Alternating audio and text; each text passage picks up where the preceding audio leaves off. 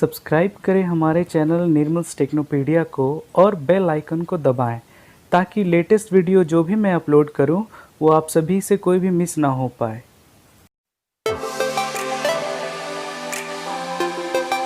Hello students, मैं Deepak Kumar Mahato KK ITI Dhanbad के online classes में आपका स्वागत है। ऑनलाइन क्लास के सिलसिले को आगे बढ़ाते हुए आज हम लोग फिटर ट्रेड के एक और इम्पॉर्टेंट चैप्टर के बारे में डिस्कस करेंगे, जिस चैप्टर का नाम है मार्किंग एंड मार्किंग टूल्स। तो चलिए सबसे पहले हम लोग समझते हैं मार्किंग के बारे में। इंजीनियरिंग क्षेत्र में मार्किंग का बहुत महत्वपूर्ण योगदान होता है। मैं आपको एग्जाम्पल के थ्रू समझाता हूं कि जिस तरह से किसी मकान को बनाने के लिए सबसे पहले उसका नक्शा तैयार किया जाता है और उसी नक्शे के अनुसार उस पर निशान लगाए जाते हैं। ठीक उसी तरीके से दर्जी के यहाँ कपड़े सिलने और काटने के लिए उस कपड़े पर भी निशान लगाए जाते हैं। उसी तरह से वर्कशॉप में भी किसी जॉब या पार्ट्स को बनाने के लिए मार्किंग टूल की सहायता से ड्राइंग के अनुसार उस पर निशान लगाए जाते हैं। इसी क्रिया को मार्किंग कहा जाता है और मार्किंग का एक इम्पॉर्टेंट रोल होता है, क्योंकि मार्किंग के बिना किसी भी जॉब को सही साइज में और सही माप में बनाना नामुमकिन होता है। मार्किंग करने से कारीगर को जॉब बनाने के लिए पथ प्रदर्शन यानी कि गाइडलाइन का काम होता है। अगर मार्किंग का डिफिनेशन दिया जाए तो ड्राइंग के अनुसार वर्कपीस के सतह पर हूबहू शक्ल उतारना, यानी कि ड्राइंग के अनुसार वर्कपीस के सतह पर मार्किंग औजार के सहायता से उस पर सेंटर लाइन बनाना, उस पर सेंटर पॉइंट बनाना या फिर आउटलाइन खींचना, यही सब मार्किंग कहलाता है। और मार्किंग करने के बहुत सारे लाभ होते हैं। जैसे मार्किंग करने से कारीगर को गाइडलाइन मिलता है, जिस कारण से कम समय में पार्ट्स को बनाया जा सकता है और सही साइज में बनाया जा सकता है।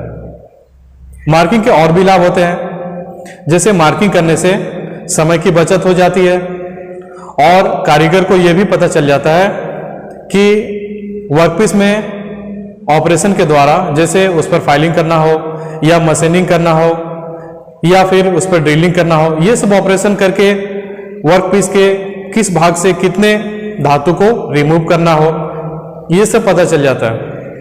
और भी लाभ होते हैं, जैसे मार्किंग के वजह से जब हम लोग वर्कपीस पर ऑपरेशन करते हैं तो उस टाइम पे बीच बीच में चेक करने की जरूरत नहीं पड़ती है, क्योंकि मार्किंग ही दिशा निर्देश प्रदान कर देता है।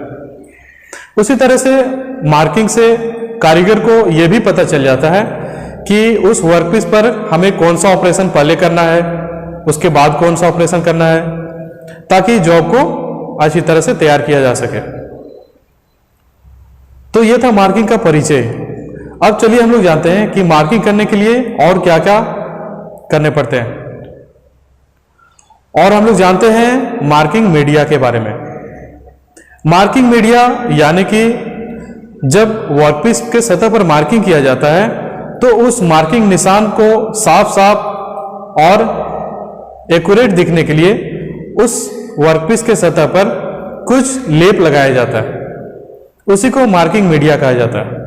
मार्किंग मीडिया कई तरह के होते हैं, जैसे ऑर्डिनरी ब्लैकबोर्ड चौक।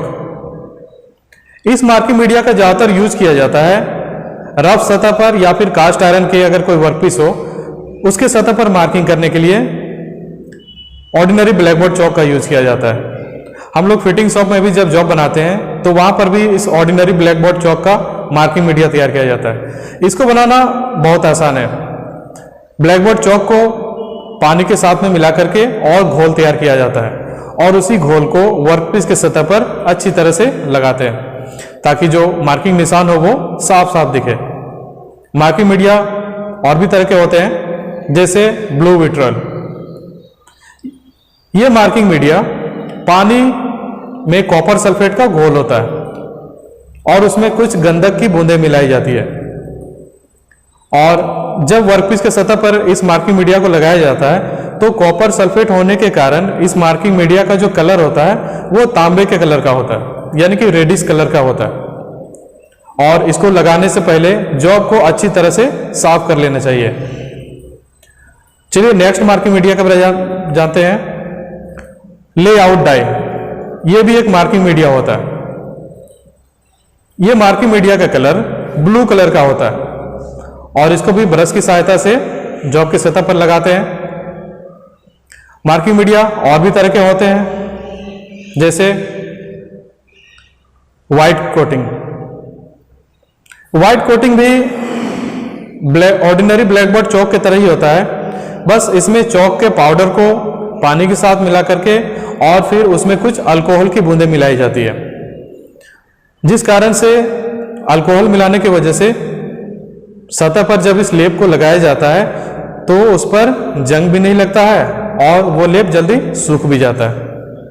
तो इस तरह से अलग अलग तरह के मार्किंग मीडिया होते हैं और मार्किंग करते समय जो मार्किंग निशान होते हैं वो साफ साफ दिखने के लिए हम लोग एक मार्किंग मीडिया तैयार करते हैं। अब चलिए हम लोग जानते हैं मार्किंग विधि यानी कि मार्किंग मेथड के बारे में। मार्किंग मेथड 3 तरह के होते हैं, यानी कि जॉब पर जो मार्किंग की जाती है वो 3 विधियों से की जाती है। सबसे पहले विधि होती है डेटम लाइन मेथड। इस मेथड में वैसे वर्कपीस पर मार्किंग की जाती है जिस वर्कपीस की आमने सामने की 2 भुजाएं 90 डिग्री यानी कि राइट एंगल में बनी हुई हो। और इस मेथड से मार्किंग करने के समय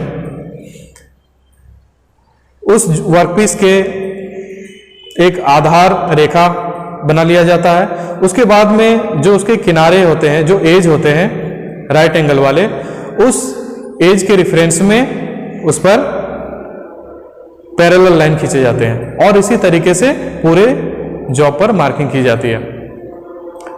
नेक्स्ट विधि होती है सेंटर लाइन मेथड। इस मेथड में वैसे वर्कपीस पर मार्किंग की जाती है जिस वर्कपीस की कोई भी आमने सामने की भुजा राइट एंगल में नहीं बनाई हुई है।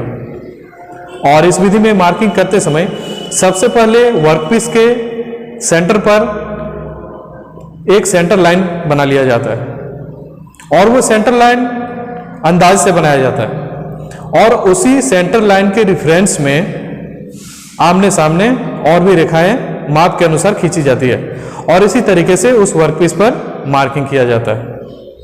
तीसरी विधि होती है टेम्पलेट मेथड। आजकल के युग में सबसे ज्यादा इसी मेथड का यूज किया जाता है। इस विधि में जॉब के डायग्राम के अनुसार एक टेम्पलेट तैयार किया जाता है और उसी टेम्पलेट को जॉब के सरफेस पर रख करके और कम समय में और आसानी से मार्किंग किया जाता है।